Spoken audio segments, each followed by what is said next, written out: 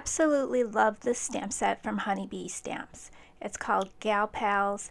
It's a nice huge stamp set with lots of sentiments, great for Galentine's Day. And I love this image of two best friends. And I'm going to make this card for my best friend. And I'll play some music so you can watch the coloring.